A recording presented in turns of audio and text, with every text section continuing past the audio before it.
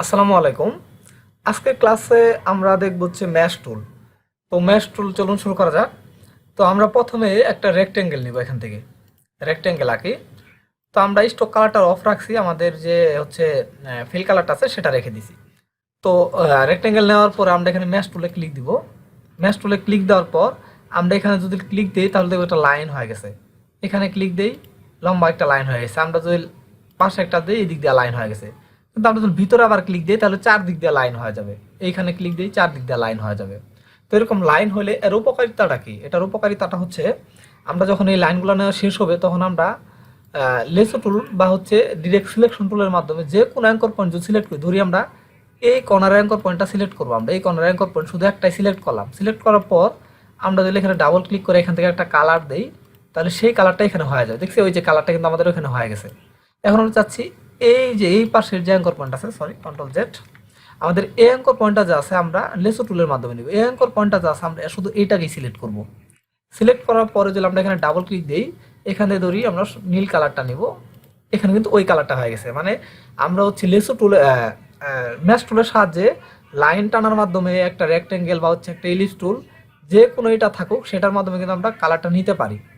ওকে, তো হচ্ছে আমরা এখন নিব হচ্ছে এই পাশের এই কর্নার যে কালারটা আছে এই কালারটাকে, এটাকে সিলেক্ট করলাম। ওকে, এটাকে সিলেক্ট করার পর আমরা যদি এখানে ডাবল ক্লিক দিই, এইখানে এটাকে নীল সবুজ কালার দিয়ে দিলাম। তাহলে এখানে কিন্তু সবুজ কালার হয়ে যে কম হয়েছে, কারণ একটা অ্যাঙ্কর পয়েন্ট শুধু সিলেক্ট করা হয়েছে। আমরা এটাকে আরও একটা অ্যাঙ্কর পয়েন্ট সিলেক্ট করি এদিকে, তাহলে এটাকে সিলেক্ট করে নিই প্রথমে। তারপর আমরা ধরি এইটুকু সম্পূর্ণটাকে একটা সিলেক্ট করবো, এটাকে সম্পূর্ণটা সিলেক্ট করলাম। এখানে ডাবল ক্লিক দিলাম, এখান থেকে সবুজ সিলেক্ট করে দিলাম, সবুজ হয়েছে। মানে আমরা ম্যাশ টুলের সাহায্যে যতগুলো লাইন টানবো, লাইন টানার পরে যে অ্যাঙ্কর পয়েন্টগুলো তৈরি হবে সে এক একটা অ্যাঙ্কর পয়েন্টে আমরা কালার দিতে পারবো, যেটা কিন্তু গ্রেডিয়েন্টের মাধ্যমে দেওয়া পসিবল না। ওকে, আমরা ধরি এই যে কর্নারটা আছে এটাকে আমরা কালার দেবো। জাস্ট এটাকে সিলেক্ট করলাম। সিলেক্ট করার পর আমরা এখানে ডাবল ক্লিক করে এখান থেকে আমরা হচ্ছে এটার কালারটা করে দেবো হচ্ছে বেগুনি কালার। তো হচ্ছে এই যে এরকম কালার হয়ে গেছে। তো এরকম এটা আমরা ডিলিট করে দিই। এখন এখন ডিলিট করার পর আমরা যেটা দেখবো হচ্ছে আমরা আরেকটা এখান থেকে হচ্ছে রেক্টেঙ্গেল নিলাম। ওকে, তো আমাদের রেক্টেঙ্গেল নেওয়ার পর আমরা ইচ্ছা করলে এতক্ষণ আমরা দেখছি কি জাস্ট ম্যাশ টুল নেওয়ার পর এখানে ক্লিক দিছি আর লাইনগুলো হয়েছে।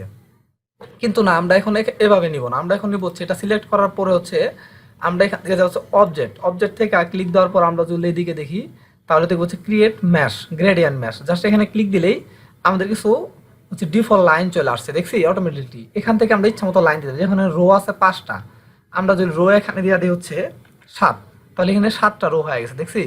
আবার আমাদের কলাম আছে হচ্ছে 5টা, তো আমরা 5টার জায়গায় এখানে আমরা কলাম যদি দিয়ে দিই হচ্ছে 8টা, দেখছি আমাদের 8টা কলাম হয়ে গেছে। জাস্ট আমরা এখান থেকে যতগুলো ইচ্ছা ততগুলো আমরা কলাম আমাদের সিরিয়াল মতো বা সুন্দরভাবে ঘর ঘর মতো আমরা নিতে পারি। যদি আমরা সরাসরি ক্লিক দিই তাহলে আমরা সমান দূরত্বে নিতে পারবো না।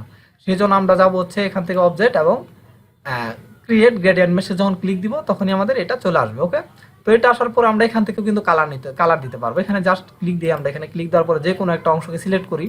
সিলেক্ট করার পর এখান থেকে একটা কালার দিই, ধরে এখানে একটা কালার দিলাম। এই কর্নারটা সিলেক্ট করি। সিলেক্ট করার পর আমরা এখানে যাই, এরকম একটা কালার দিই। জাস্ট যেখানে যেটা ইচ্ছা এরকম একটা সিলেক্ট করলাম, একটু যাই এখানে। তো আমরা আমাদের ইচ্ছা মতো কালার দিতে পারি। আবার এই কর্নারটাকে সিলেক্ট করি। সিলেক্ট করার পর আবার একটু ভালো করে সিলেক্ট করি। সিলেক্ট করার পর এখানে যাই, এখানে আবার আলাদা একটা কালার দিব। মানে আমার যেখানে যে যে কালার ইচ্ছা, আবার এইটুকু আমরা সিলেক্ট করি, এখানে আলাদা একটা কালার দিব। আসি, মানে যেখানে আমাদের যে কালার ইচ্ছা আমরা সেই কালার দিতে পারি। এবং কি বিভিন্ন যে কোনো অ্যাঙ্কর পয়েন্ট অনুযায়ী আমরা কিন্তু কালার দিতে পারি। এটাকে একটু জুম করি, আমরা এই অ্যাঙ্কর পয়েন্টটাকে শুধুমাত্র কালার দিব। তো এটাকে শুধুমাত্র সিলেক্ট করার পর যদি আমরা যাই এখান থেকে যে কোনো একটা কালার সিলেক্ট করা দিই, তাহলে ওই অ্যাঙ্কর পয়েন্টে শুধুমাত্র ওই কালারটাই হবে। আবার চাচ্ছি না এই দুইটা অ্যাঙ্কর পয়েন্টে দুইটা কালার হোক, একটা কালার হোক। তো এই দুইটা অ্যাঙ্কর পয়েন্ট সিলেক্ট করার পর আমরা লেসো টুলের মাধ্যমে সিলেক্ট করছি। এখানে আসার পরে যদি আমরা এখানে একটা আলাদা একটা কালার দিই, এদিকে আসি, তো এই দুইটা অ্যাঙ্কর পয়েন্টে কিন্তু আলাদা একটা কালার হয়ে গেছে। আবার আমরা চাচ্ছি এই দুইটা অ্যাঙ্কর পয়েন্ট আলাদা কালার হোক, দুইটাকে সিলেক্ট করি, তারপর এখানে ক্লিক করি এবং আমরা এখানে একটা আলাদা একটা কালার দিই, এই কালারটা আমরা দিই। ওকে, তো ওখানে ওই কালারটা হয়ে যাবে। কিন্তু আমরা যদি এই কালারটাই আমরা যদি চাইতাম যে হচ্ছে আমাদের গ্রেডিয়েন্টের মাধ্যমে দিব, তাহলে কিন্তু আমরা দিতে পারতাম না কোনোভাবেই। এই জন্য হচ্ছে আমাদের যে হচ্ছে ম্যাশ টুল, তো ম্যাশ টুলের সাহায্যে আমরা এরকম কাজ করতে পারি। তো আশা করি সবাই বুঝতে পারছেন। আজকের ক্লাসটা এই পর্যন্তই। সবাই ভালো থাকবেন। আসসালামু আলাইকুম।